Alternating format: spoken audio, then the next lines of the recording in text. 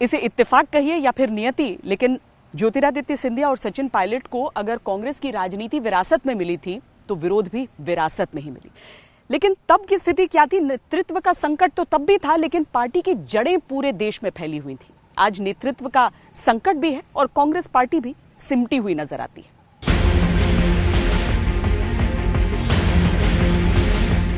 I am writing a letter to all the PCC delegates, giving my views to them. Let us see how do they react, what is their decision. Whatever they decide, I salute like a soldier and follow the majority.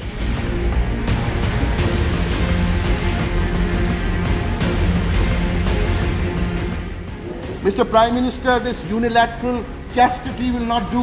हमारी नजर युवा शक्ति को सबल बनाने की है।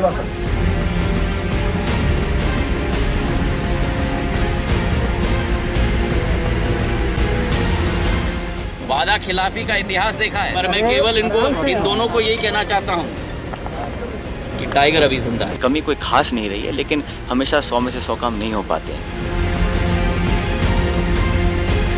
जनसेवा के लिए मेरे पूज्य पिताजी का समर्पण बेमिसाल था।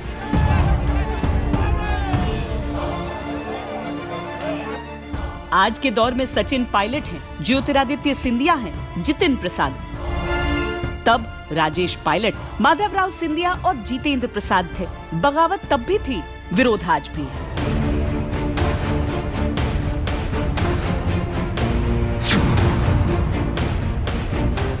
तब पिता माधवराव सिंधिया ने खामोशी से कांग्रेस से किनारा कर लिया था और समय के हिसाब से चले। अब पुत्र ज्योतिरादित्य सिंधिया ने चुपचाप पार्टी से किनारा कर लिया और समय के साथ आगे बढ़ गए।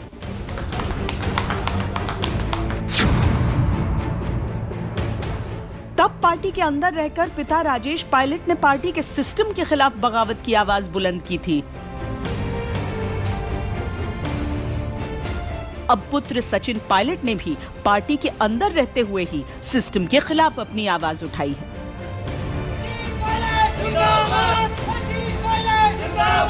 हमारे नेता हैं और अभी तक माननीय सचिन पायलट जी ने, जिनको हम लीडर मानते हैं, उन्होंने अधिकृत उनके ना फेसबुक पे, ना ट्विटर पे, ना कोई स्टेटमेंट, किसी प्रकार की कोई बात नहीं कही है। हाँ, जो आप कह रहे हैं मुकेश जी ने ये कहा या किसी और ने कुछ कहा, तो हर आदमी को अपने इंडिविजुअल कुछ भी कहने का फ्रीडम है। So you can not take everything on that tangent.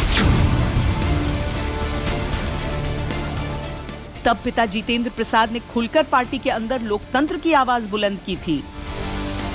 अब पार्टी के अंदर लोकतंत्र को लेकर जितिन प्रसाद भी चिंता जाहिर करने लगे हैं।